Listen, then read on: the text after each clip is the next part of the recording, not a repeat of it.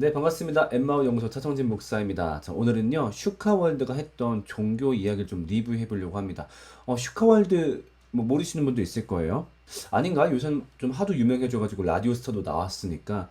슈카월드는 주식이나 아니면 시사 이슈를 다루는 그런 유튜버입니다. 저도 친구가 소개해줘가지고 보고 있는데, 뭐 주식 정보 이런 것 때문에 보는 게 아니라 어떤 상식이나 시사를 얻는데 굉장히 좀 도움이 되는 얘기를 많이 해서 재밌어요. 그걸 보고 있는데 어느 날 이분이 갑자기 종교 이야기를 한 거예요. 이런 식으로. 갑자기 슈카월드에서 이제 종교 얘기를 하길래 웬일로 이런 얘기를 했지? 이제 그래가지고 이제 이 영상을 보고서 여기에 대한 리뷰를 하려고 합니다. 근데 여기에 대해서 뭐 찬반을 얘기한다든가 아니면 뭐 어디 시사 유튜버가 기독교 얘기를 해 아니면 종교 얘기를 해 뭐 그렇게 얘기하진 않을 거고요. 얘기 중에서 좀 우리가 좀 귀담아 들어야 될 얘기가 굉장히 많다라고 판단이 들어가지고 이 영상을 만들기로 결심했습니다. 좀 우리가 같이 돌아봤으면 하는 얘기들이 많고 또 개인적으로 제가 하고 싶은 얘기들도 많기 때문에 오늘 이 슈카월드가 했던 종교 이야기에 대한 리뷰를 해보겠습니다. 자, 슈카월드가 굉장히 여러 가지 이야기를 했었는데 지금 보시는 것처럼 첫 번째로 포문을 열었던 이야기가 무종교인의 비중이 증가한다라는 얘기를 이제 합니다. 여기 나온 이 그래프가 갤럽에서 조사한 그래프더라고요. 여기 그래프가 뭐냐면은 무종교인, 그러니까 나는 종교가 없다라고 하는 사람의 비율을 나타낸 그래프인데, 그러니까 여기 2014년까지만 해도 이렇게 줄어드는 느낌이었었는데, 최근 들어서 나 종교 없어 이게 갑자기 확 늘어났다라는 거죠. 자, 일단 여기까지의 이야기만 보고서 저는 무슨 생각이 들었냐면요. 이제는 목회자가 굶어 죽는 시대가 왔다라고 생각이 듭니다. 자, 왜냐면요. 자, 같이 한번 얘기해 볼게요. 지금 슈카가 무슨 얘기했죠? 종교인 자체가 줄어들고 있다. 자, 근데 사실 그 전에 얘기해야 될 게 있어요. 이걸 얘기하기 전에 이건 두 번째고요. 첫 번째는 뭐냐면요. 일단 인구가 줄어들고 있어요. 이거 굉장히 심각하죠. 제가 이것 때문에 그 통계청 홈페이지를 가서 그 인구 통계표를 봤어요. 그러니까 이 X축이 나이고요. 세로축이 인구입니다. 그러니까 나이대별 인구인 거죠. 20대 이하에서 뚝 떨어져요. 자, 근데 여기 있는 이 친구들이 나이가 먹으면서 이 그래프가 올라가는 게 아니죠. 이미 이 친구들의 출산은 끝났습니다. 그러니까 이 인구가 앞으로 더 줄어들면 줄어들었지 늘어날 일은 없다라는 거예요. 그러니까 인구수가 굉장히 지금 미친 듯이 줄어들고 있습니다. 너무 심각해요. 그 2020년에 출산율 나왔었죠. 0.83명이었어요. 그러니까 이건 무슨 말이냐? 그러니까 두 사람이 만나가지고 0.83명을 출산한다는 거예요. 그러니까 만약에 두 사람이 만나서 한 명을 낳는다 해봐요. 그래도 인구 감축이죠. 둘이 하나가 되는 거니까 절반으로 감축이 되는 건데 그 절반도 못 미친다고 하는 거예요. 대한민국의 출산율이 지금 세계 꼴찌입니다. 엄청 심각해요.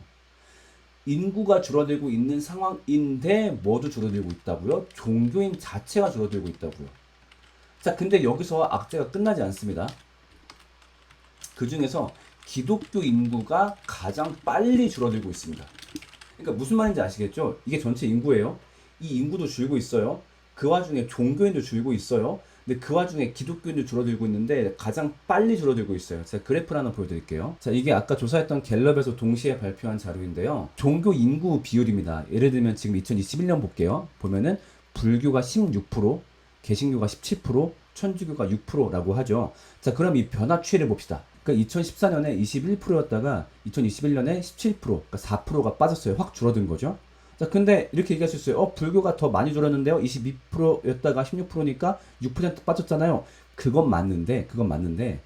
자, 근데 불교를 보면은 원래 이분들은 퍼센트가 들쭉날쭉해요. 그러니까 19, 21, 18, 24, 22 그러다 16을 간 거기 때문에 사실은 또 등반할 수도 있고 또 원래 그랬으니까 별 문제가 없는데 문제는 개신교는 별로 포인트의 변동이 없는 종교였어요. 17, 19, 20, 21, 21 그랬다가 이번에 17%로 확 줄었다는 거예요. 원래 변동이 없는 종교인데 확 줄었다는 거는 이거 앞으로 더 떨어질지 모른다라는 거예요. 그리고 제가 하나만 더 보여드릴게요. 저 준비 많이 했죠? 역시 갤럽에서 같이 발표한 자료인데요. 종교별 호감률이에요. 자, 위에 거는 다 보실 필요 없고요. 비종교인 상대로 조사했을 때 아직 종교가 없는 분들, 그러니까 이분들이 가장 정확한 시선을 갖고 있겠죠. 이분들에게 내가 믿고 있지 않지만 호감 가는 종교를 물었습니다. 불교 20%, 천주교 13%, 개신교 6%. 그러니까 지금 쉽게 말해서 개신교가 가장 극혐 종교라는 거예요. 그랬다는 얘기는 요 그래프에서 만약에 뭐 다음 조사를 한 2026년에 한다라고 했을 때 정말 기독교가 어디까지 떨어질지 모르는 거예요. 왜냐면 급강화가 시작되고 있고 그 와중에 호감도는 최하위고 그렇다 보니까 현재 이 3종교 중에서 기독교의 인구가 가장 빠르게 줄어들고 있다라고 해도 좀 무리 있는 해석은 아니라고 생각을 해요. 자, 여기서 끝이냐? 악재는 또 있습니다. 네 번째, 1인당 헌금 액수가 줄어들고 있습니다. 자, 이건요, 한국목회자협의회에서 조사한 결과인데요. 1인당 월 평균 헌금 추이가 2012년까지는 꾸준히 상승을 하고 있습니다. 아마 이 이유는 그 우리나라 국민들의 GDP 상승하고 좀 비슷하지 않을까 싶어요. 그만큼 GDP가 올라가고 또 물가도 올라가니까. 자, 그런데 여전히 GDP도 상승세이고 물가도 올라간 2017년에 갑자기 뚝 떨어집니다. 그러니까 옛날처럼 못 벌어서 안 내는 게 아니라 돈도 있고 물가도 올랐는데 니네한테 헌금하기 싫어. 나 교인이지만 헌금하기 싫어. 이런 사람들이 굉장히 많이 늘어났다는 거예요. 그러니까 이게 덜 올라간 것도 아니야. 비슷한 것도 아니야. 뚝 떨어졌어요. 자, 그리고 또 여기서 악재가 끝이냐? 아닙니다. 이게 마지막이에요. 하나만 더 얘기할게요. 자, 마지막 악재는 뭐냐면요. 목사의 수는 안 줄어듭니다. 지금 상당히 많은 교단에서 그 목회자 정년 폐지를 주장하고 있고 그게 통과된 교단들도 적지가 않죠. 그렇다 보니까 이 파이는 점점 줄어들고 있는데 이거를 갉아먹으려고 하는 사람들은 잘 안 준다는 거예요. 그러니까 수학으로 표시하자면은 1, 2, 3, 4 항목이 분자에 해당하겠죠. 이 분자를 이제 분모가 나눠 먹는 건데 이 위에 분자들은 나날이 줄고 있어요. 아까 얘기했던 대로 인구도 줄고 있고 종교인도 줄어들고 있고 기독교인도 줄어들고 있고 1인당 헌금 액수도 줄어들고 있는데 얘는 짱짱해요. 목회자 수는 그대로예요. 그러니까 결론이 뭐라고요? 목회자가 굶어 죽을 수밖에 없는 사회 구조가 이제 만들어졌다라는 거예요. 그러니까 이제 앞으로 어떤 사람만 밥벌이를 할 수 있을까요? 대형 교회에 취직하는 소수. 왜 대형 교회냐 중형 교회도 있는데 엄청 문 닫겠죠. 아까 얘기했던 대로 그렇게 많이 인구가 줄어들고 종교인도 줄어들고 있는데 그 다음에 교회를 개척해서 자립에 성공하는 극소수만이 이제 앞으로 목회로 돈을 벌 수 있을 거예요. 자, 이게 왜 극소수냐고요? 개척교회 생존율 몇 프로일까요? 개척교회가 100개가 세워진다라고 했을 때 5년 내 살아남는 교회가 몇 개일까요? 2개랍니다. 2개. 98%의 교회가 5년 내에 문 닫는데요.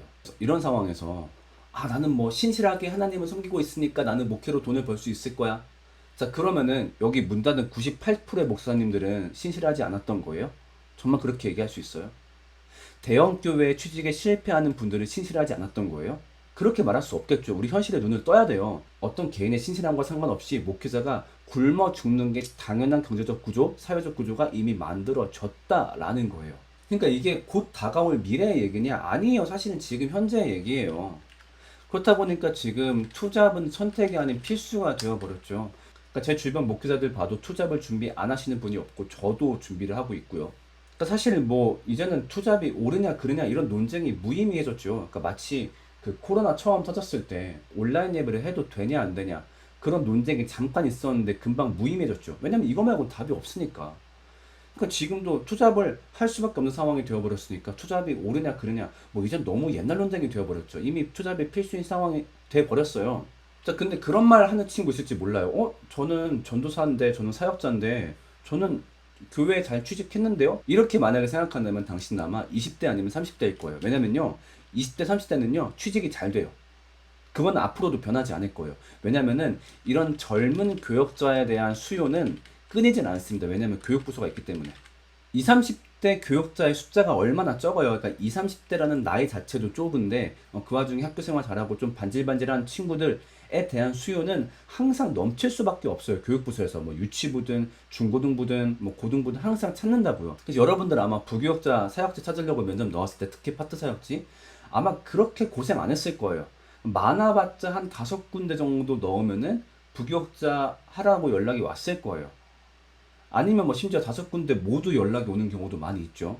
그러니까 20, 30대는 원래 취직이 쉬워요. 그대가 능력이 있어서가 아니라 원래 그래요. 근데 문제는 뭐냐면요. 40대부터는 답이 없습니다.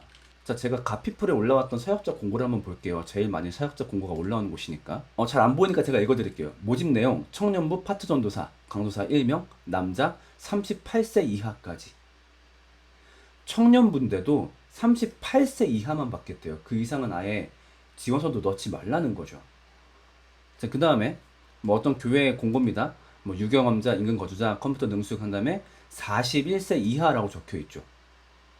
그러니까 애초에 40대 이상은 지원서도 넣지 말라 그래요. 그러니까 진짜 40대 넘어간 사역자분들이 여러분들이 볼 일 있을지 모르겠는데 진짜 불쌍해요. 그러니까 아까 말했던 것처럼 교육부서에서 유통기한이 40살까지예요. 그러니까 40살이 지나면 교회도 쌩쌩하고 이쁜 애 다시 뽑고 싶단 말이에요. 그러니까 40대가 넘어가면 교회에서 대거 잘려요. 그러니까 얘들 부목사로 키울 거 아니면 잘라버려요. 자, 우리 교회 보면은 파트 사역자 한 10분 정도 돼요. 그러니까 파트든 아니면 교육부 전임이든. 자, 그런데 부목사님은 그렇게 안 많죠. 한 3분 된단 말이에요. 자, 그럼 10분 중에 70%는 어디 가냐고요? 이때 잘리는 거예요. 자, 근데 보셔서 알겠지만 이때 와서 새로운 사역지를 구하는 게 쉽지가 않습니다. 아까 봤던 대로 애초에 지원 자체를 안 받아요. 자, 그럼 뭐밖에 없느냐? 개척을 하거나 아니면 담임 목사로 청빙받는 거 말고는 방법이 없어요. 자, 근데 개척 아까 말했죠. 생존율 몇 프로라고요? 2%. 반대로 말합시다. 망할 확률이 98%. 그 다음에 담임 목사 청빙이요. 솔직히 이거 어려운 게 뭐냐면은 담임 목사 청빙은 그러니까 모든 교회가 그렇지 않지만 대부분 박사 학위가 필수예요. 지성이 있고 이런 거 떠나서 아무튼 이 학위가 있어야 교회에서도 그 사람을 부를 간지가 난다 이렇게 생각을 하는 거죠. 교회 입장에서도. 아, 그래도 우리가 최소한 박사급은 뽑아야 되지 않겠어? 아, 물론 이렇게까지 학위를 안 바라는 곳도 있습니다. 다만 그런 교회는 미자립 교회. 가서 더 고생하는. 근데 사실 그 사역자 중에서 박사학위까지 한 사람 몇 명이나 되겠어요. 얼마나 돈이 많이 드는데. 박사학위 하려면 생각해 보세요. 대학교 4년 나와야지. 그 다음에 그 목회학 석사과정 3년 거쳐야지. 자, 근데 목회학 석사니까 바로 박사 이을 수 있겠다? 아니요. 목회학 석사는요, 그 석사라고 인정 안 해줘요. 새로 석사를 해야 돼요. 2년 또 하고 여기다 박사과정 2년 합니다. 순탄 없이 잘 온다라고 하더라도 지금 벌써 11년 동안 공부를 해야 돼요. 그럼 11년 동안의 등록금을 누가 대주냐고요. 그러니까 소위 집이 살만한 집안이 아니면 이걸 서포트를 못 해줘요. 그러니까 바꿔 말해서 집이 살만하지 않으면은 담임 목사로 청빙이 안 된다는 얘기예요. 그러니까 40대 사역자들이 지금 너무너무 고생하고 있어요. 그래서 이 비참함을 어디서 볼 수 있냐면은 제가 그 갓피플 말씀드렸잖아요. 갓피플 그 구직란이 있어요. 그러니까 사역자들이 저 이런 사역자 찾습니다라고 이제 사역자들이 올리는 그런 데가 있거든요. 거기 보면은 이제 익명이기 때문에 이름은 가려져 있고 다만 나이는 보여요. 보면은 40대 넘은 사역자들이 막 간절하게 사역지를 찾는 글들이 엄청나게 많아요. 진짜 보고 있으면 가슴이 찢어질 정도로. 그러니까 이게 여러분 현실이에요. 지금 현재 현실. 난 교회 취직 잘 돼가지고 되게 잘 살고 있는데 여러분의 미래라니까요. 자, 그러면은 오늘의 결론. 그래, 목회자가 되면 굶어 죽기 딱 좋다. 무슨 말 하고 싶은 거냐라고 한다면은 전 두 가지를 얘기하고 싶어요. 첫 번째, 그래도 이 길을 가겠는가? 정말로 이 길을 갈 거예요? 당신 굶어 죽어요. 그래서 가지 말라는 게 아니라 그래도 이 길을 가겠다면 그 이유가 무엇인가? 자신만의 또렷한 목회 철학을 세우라는 거예요. 그래야 굶어도 웃으면서 굶을 수 있게. 옛날처럼 그냥 딱히 할 줄 아는 것도 없고 밥벌이나 하려고요. 옛날에 그게 가능했다니까. 그런 시절이 있었어요, 옛날에. 뭐 사실 지금도 그런 생각으로 신학과 오는 애들 있는데 보통 교회에서 어떤 애들한테 신학과를 가라 그래요? 뭐 똘똘하고 헌신하고 그런 경우도 있지만 얘가 보니까 고3 됐는데 애는 착해. 근데 딱히 할 줄 아는 게 없어. 공부도 애매해. 막 뭐 5등급, 6등급 한단 말이야. 그럼 얘한테 뭘 시킬까? 그럼 얘한테 뭘 권장할까? 근데 보니까 얘가 어렸을 때부터 교회는 열심히 다녔거든. 그러니까 너 신학과 가볼래? 이런 얘기를 하는 거지. 왜? 신학과는 미달되는 곳도 많고 뭐 이상한 뭐 학교들도 많으니까 원서 넣으면 받아주는 곳도 많이 있거든. 그렇게 보내요. 뭐 어찌어찌 적응해가지고 지가 밥벌이를 해. 그런 때가 있었어요. 근데 지금은 그렇게 오면 안 돼요. 큰일 나요. 굶을 수밖에 없고 그러면 이 길을 굳이 왜 오려고 하는가 그 이유에 대해서 반드시 스스로가 물어봐야 돼요. 나 사실 또렷이 없는데 그냥 밥벌이 할 수 있을 것 같아서 왔었는데 그러면 빨리 가요. 네, 그게 답입니다. 자, 그 다음에 두 번째는 뭘 얘기하고 싶냐면요, 가정을 책임질 능력을 각자가 갖추어야 됩니다. 그러니까 아까 제가 왜 40대 불쌍하다라고 얘기했잖아요. 그러니까 왜 더 불쌍하냐면 대부분 그들이 가장이니까 그래요. 그러니까 20, 30대 교회 취직해서 돈 잘 벌고 하니까 당연히 뭐 해요? 결혼도 하겠죠. 그러니까 당연히 뭐 해요? 애도 낳아요. 근데 문제는 뭐예요? 40대에 잘려요. 그래가지고 발등에 불 떨어진 사역자가 제 주위에 한둘이 아니에요. 물론 뭐 그렇게 얘기할 수 있어요. 뭐 내가 하나님의 길을 가는데 당연히 가족이 희생해야 되지 않겠냐. 근데 그건 네 얘기고요. 당신 하나 믿으면서 온 사람이 왜 본인의 비전도 아닌 당신의 비전 때문에 희생해야 돼요? 그리고 당신의 행위, 당신의 사랑으로 만들어진 그 친구들 책임져야죠. 그러니까 아예 결혼을 안 할 거면 차라리 상관없어요. 뭐 남자 혼자 사는데 만약에 뭐 먹고 잘 때만 있으면 뭐 솔직히 한 달에 50여도 충분하지 뭐. 아니 그런데 그게 아니라 가정이 있다라고 한다면은 진짜 문제가 달라지는 거죠. 뭐 아니면 이런 문제에 대해서 결혼 전에 얘기를 하든가. 그 아내 내 사람한테 나 나중에 솔직히 말하면 한 달에 30도 못 벌 가능성 있어. 그래도 결혼할래? 이걸 미리 까든가. 그런 게 아니라고 한다면 최소한 가정을 굶기지 않을 경제력 그 수단만큼은 좀 마련하셔야 된다고 생각이 들어요. 뭐 그 방법이 뭐가 될지 모르겠어요. 뭐 투자가 됐든 뭐가 됐든 뭔지 모르겠는데 뭐 아니면 부모님이 돈이 많든 장인 장모님이 돈이 많든 뭐가 될지 모르겠는데 이게 정말 필수라는 겁니다. 이 고민하지 않고 목회길에 들어왔다가 너무너무 힘들어서 정말 신앙까지도 포기해버릴지도 몰라요.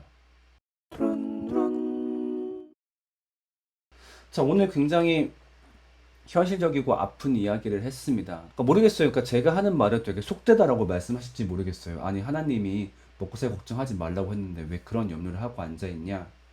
제 생각은 그렇습니다. 근데 만약에 지금 시대가 이렇다라고 한다면은 우리가 우리의 먹거리를 마련하고 경제력을 마련하는 과정 속에서 발견할 수 있는 하나님 나라가 있지 않을까? 그러니까 하나님이 염려하지 말라라는 것은 아무 짓도 하지 말라 그런 뜻은 아니었을 거예요. 분명히 우리도 돈을 벌고 그 가정을 부양하기 위해서 무언가 해야겠죠. 마치 바울이 텐트를 만들었던 것처럼.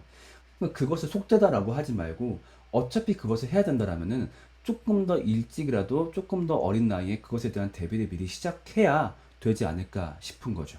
네, 오늘 얘기 여기까지고요. 저는 또 슈카월드 계속 좀 지속적으로 리뷰를 좀 해보도록 하겠습니다. 네, 안녕히 계세요.